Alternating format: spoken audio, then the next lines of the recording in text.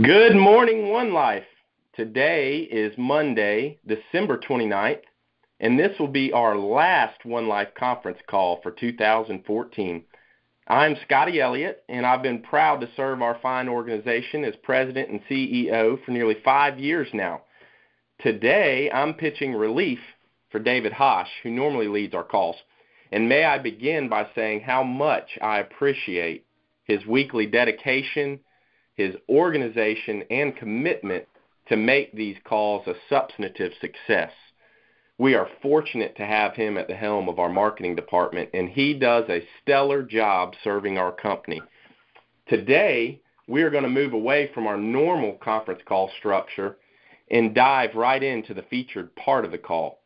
Before I do that, in lieu of us not having a devotional, I just want to take a quick moment to thank our Lord and Savior, Jesus Christ, for all he has done for One Life in 2014 and all he is going to do in 2015. He has richly blessed our business, and I am so thankful that we were provided some time to rest last week and reflect on his coming to earth some 2,000 years ago to redeem his creation. Now, moving right along, I would like to introduce our featured speakers this morning. Certainly they are no strangers to One Life. Derrick Moore has been a part of the One Life family for over 2 years now, serving as the call center manager of our Stockbridge, Georgia location in his first year, before transitioning to the director of leadership development this past year to help One Life focus on the holistic expansion of our agency force. Derrick had an unbelievable 7-year playing career in the NFL, starring as a running back for multiple teams, playing alongside such greats as Barry Sanders, Jerry Rice, and Deion Sanders. Derrick has also worked with the Georgia Tech Yellow Jackets as a team chaplain the past 10 years or so, where he's been an instrumental part of their team's successes. In addition to Derrick, we have Coach Bill Buckley on the phone with us. Bill has been a part of the One Life family for over 3 years now. The first time he worked with us was during our 2011 Leadership Summit in Point Clear, Alabama.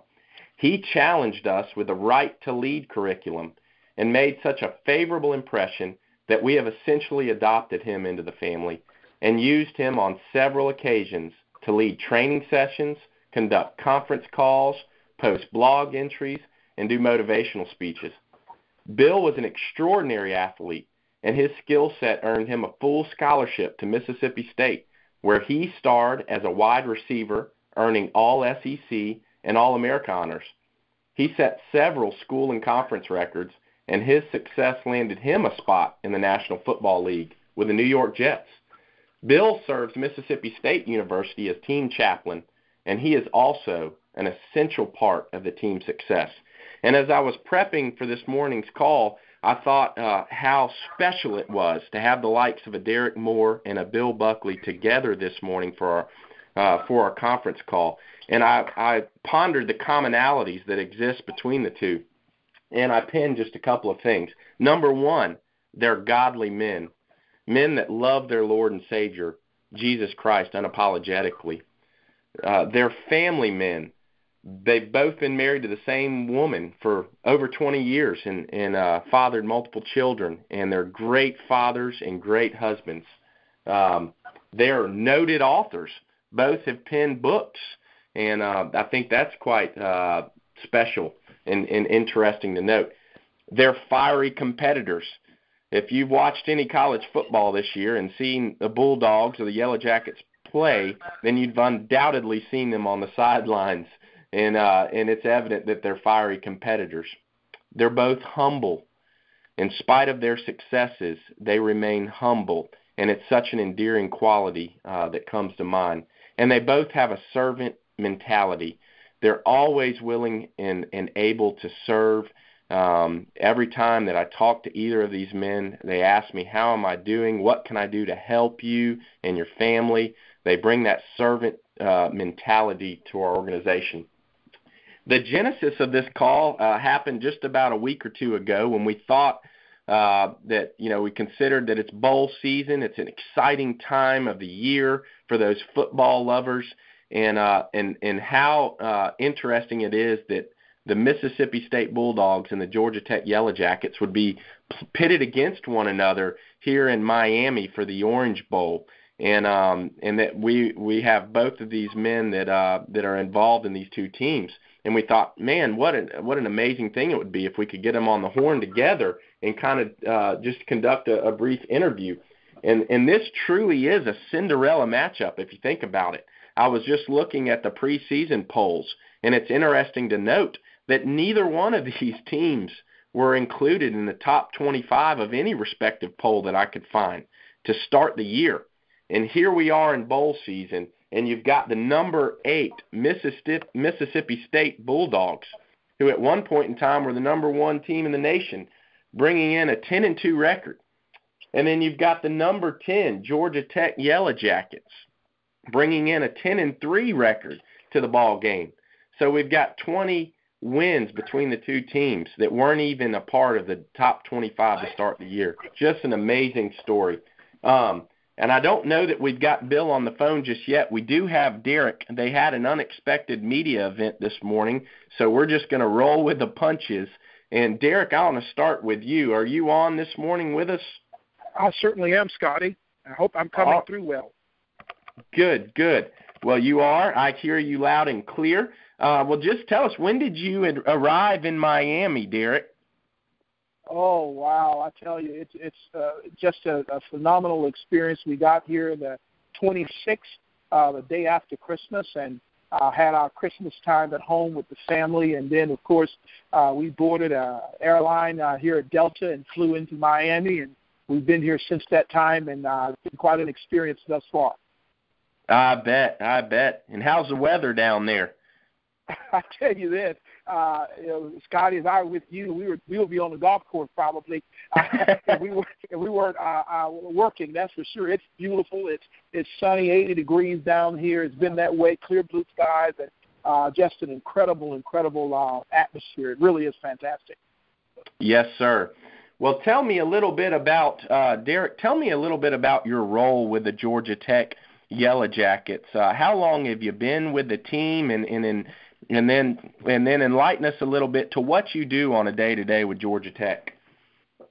Well, Scotty, it's been amazing. I've been here now 13 years with Georgia Tech Athletics, and I've served as team chaplain for football and director of leadership development for our athletic association over those 13 years.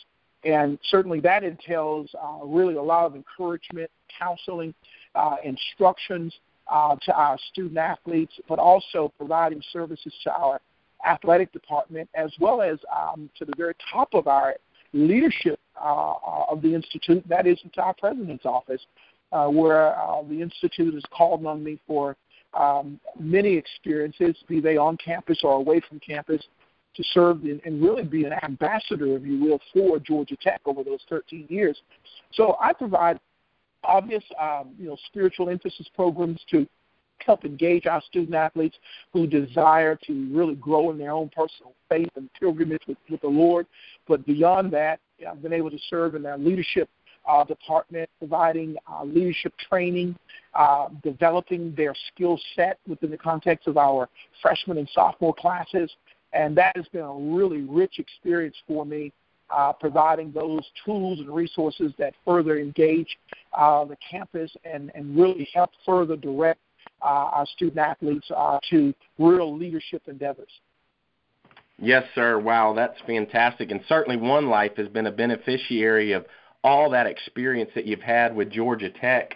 And when I think about One Life and what we're aspiring to be here, one of our core values is teamwork, and we want to be a championship team, and certainly that's what Georgia Tech and Mississippi State represent and what they've been able to accomplish this year. So and what we want to do in the context of this brief time together is try to extract some of the things that has brought y'all to that point and what we can learn from those. And I think, Bill, did you just join in on the call? I'm here. Awesome. Well, I apologize for being late. It was a circumstance out of my control. I'm sorry. Not at all, Coach. We just appreciate you being on the call, and we know that both you and Derrick are really busy. And let me just say, for y'all to break away, and I know y'all got a lot going on down there in Miami, it's truly extraordinary, and we appreciate that. And we want to try to be mindful of your time. So, I want to pose this question. We'll start with you, Derrick, and then I want you to answer it as well, Bill, if you can. Considering your ball club there, how would you describe your team in a few sentences, and what would you attribute to your team's success this year? And Derrick, we'll start with you on that one. Sorry, that's a very good question. And I would probably, if I look back over the vastness of the season, certainly say this team has really been very resilient. Certainly, over the actual during our preseason, we lost about 16 to 17 players due to various circumstances. 9 of those players were starters for it going into the season, and we've been able to truly lean on really the absence of those players, and these guys have found a way to truly step up, and they use that term in athletics, next man up. And it's truly been a next man up experience for Georgia Tech in 2014. And as a result of the absence of those players, it really pulled this team to a second level where they began to truly work as a unit. And I think the key to our success has been that there's been no me or no I in this team. It certainly has been a team effort, and without the collection of every young person that represents Georgia Tech football, then we're not here in Miami. I think they've really stepped up to the plate, responded to what was an immediate challenge in the beginning of the season, and I think they've demonstrated real core leadership by responding in such a way, and thus we're here in Miami facing an opportunity to play a very good Mississippi State football team. Wow, that's fantastic, Derrick. I appreciate that.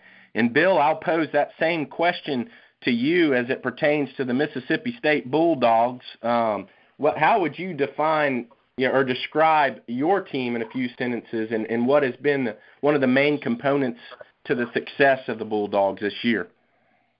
Well, Scotty, I think it has to do with the philosophy of recruiting of our coaching staff. We're Mississippi State. We're in a state with 2 other large successful D1 programs. We're in the SEC, and we're about an hour and a half from Tuscaloosa, Alabama, not too far from Auburn, Alabama, and not too far from Baton Rouge. So recruiting for us is really, really tough. And I think Dan Mullen, when he came in, he knew that, and he adopted a philosophy of recruiting of, hey, you know what, we're probably not going to get the 5-star guys. We might not even get the 4-star guys. Let's go after the others. Let's make sure that they're the kind of kids that are going to take care of business and get after it, and let's develop those guys. And I think that's really what he's done. And if I could, just 3 things that come to mind as far as characteristics of our players. Work ethic is at the top. They're just guys that work hard.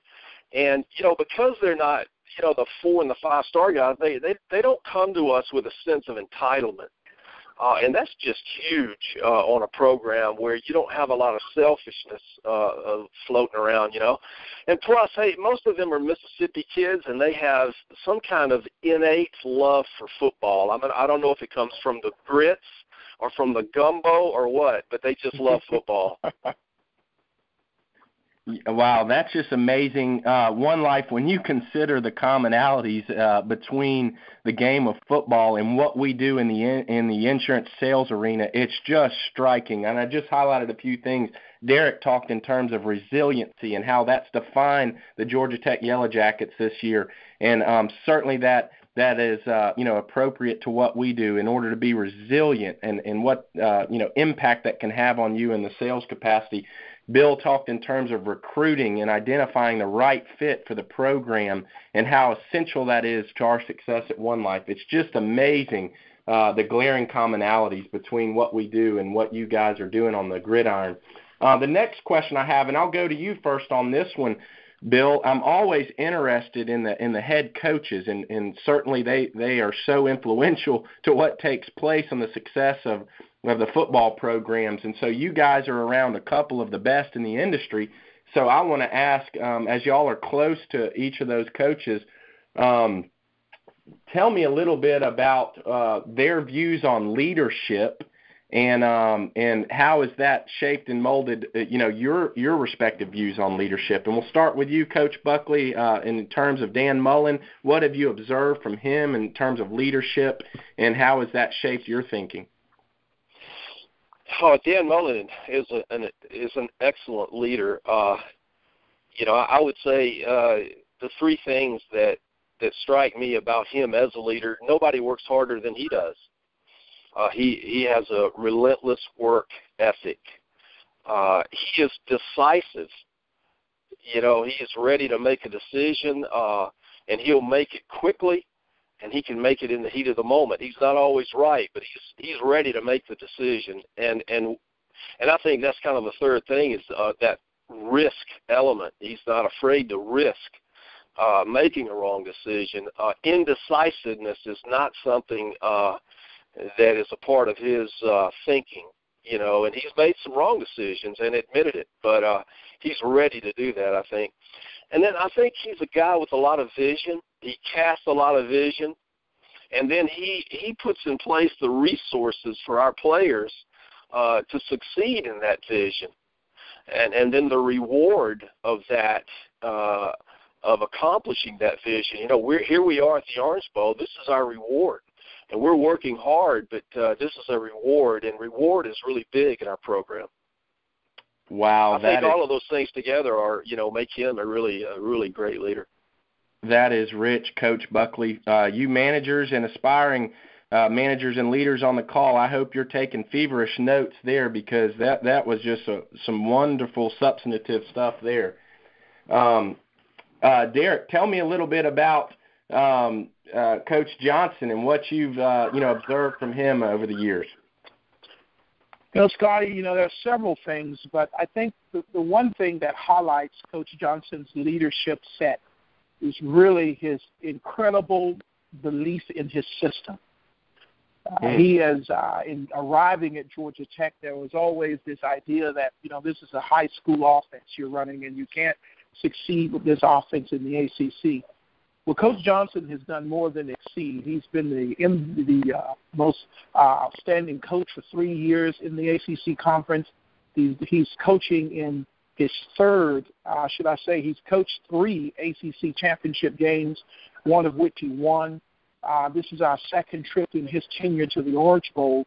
And certainly I think those things, plus probably some additional things, will resonate, that he has a great belief and conviction in the system that he uses. And he is absolutely unwavering when it comes to his belief that what he does offensively with that triple option works. And he runs it over and over again. He doesn't carry a headset. He doesn't carry a clipboard. He calls it all from his head, and he can make adjustments in ball games on the drop of a dime. He is the master of the option attack. And though his critics are many when it comes to that system, he has never yielded. He says, this is what we do. If McDonald's sells Big Macs, then we sell the triple option. And his belief and conviction about that, I think, certainly conveys to me and to even his players the idea that, he can be trusted. We can believe in what he's selling. And I think the team has bought into that. Wow, that is just incredible. I wrote down a few notes from that question, and we've got relentless work ethic. We've got being decisive and being willing to take a risk and casting a vision and, giving resources to your team in order to be successful. We've got belief in the system. How often do we talk about that at One Life? It's just amazing, the similarities. I've just got goodness, I could ask you guys 100 questions because it's so rich, but I'm going to try to, again, be respectful of the time. I'm going to pose a couple more questions. Tell me a little bit about the importance of accountability in your team's program, and how is this fostered? And Derrick, I want to start with you on that question. That's a great question. First of all, accountability is obviously being liable or responsible for someone or to someone or something. And I think on day one, you see it all over the Georgia Tech locker room, in the team meeting room.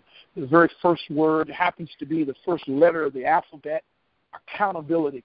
And I think one of the standards that certainly Coach Johnson and the entire athletic administration truly holds the entire athletic department to is personal accountability and collective accountability.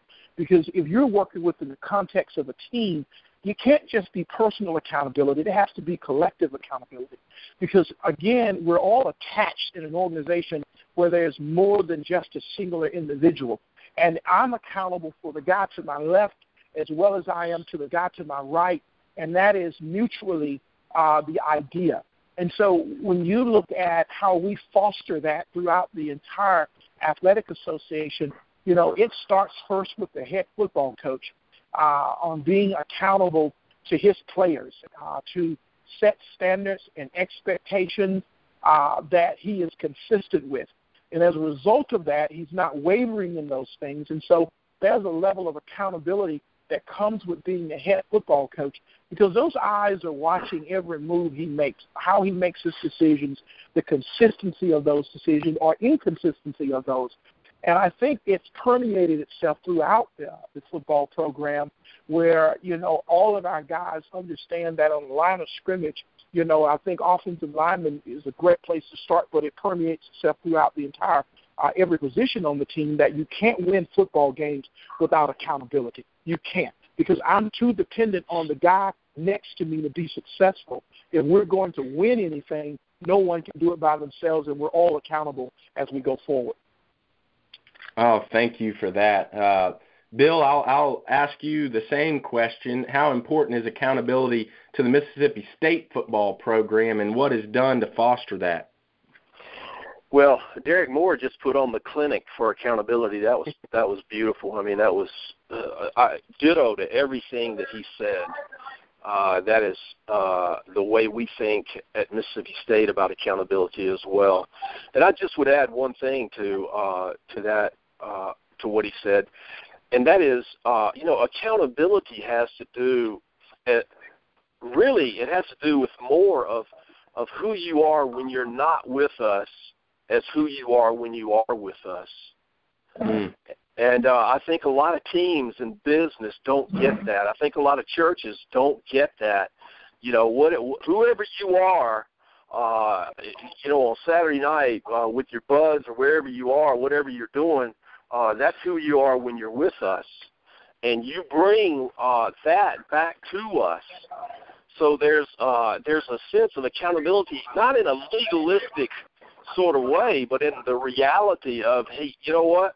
We are the sum of what we do, what we think, and where we are and who we're with. And so our whole life is an accountability thing. And if we're not focused together on some things that are really higher and greater and better and stronger than just us, then we'll never be accountable. Wow, that is fantastic. And guys, I know y'all have got another event to be to here in about 5 minutes. So listeners, I know y'all are scratching, to be able to ask some questions, but being respectful of Derrick and Bill and their schedule in Miami, I just want to give y'all the opportunity to close out. If there was any word of encouragement that you would impart upon our as they begin a new year that can help them with their personal and professional lives. And, Bill, I'll ask you, and then, Derrick, you'll close us with that one.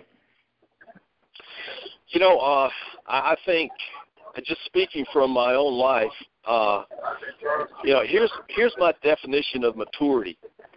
Maturity is the willingness and the ability to evaluate your own life for success.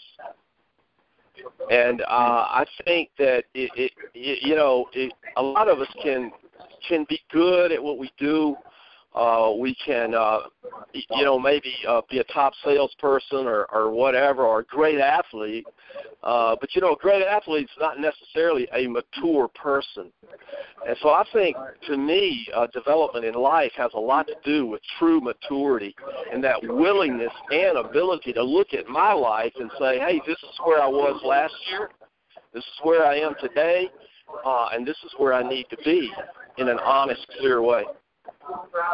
Wow, that is fantastic. And I think, Derrick, let's go into that media slated at 11. We're getting some background noise. Derrick, can you real quick, before you close out, any word of encouragement you want to impart on our listeners? And I hope you can still hear me, Bill. Again, that's just exceptional. I'm taking notes myself. I would say the one word would be truth. I think, biblically it tells us that the truth sets us free. And I believe in being true to thyself. You truly have to know who you are and why you are and live out that truth, even in the face of great challenges.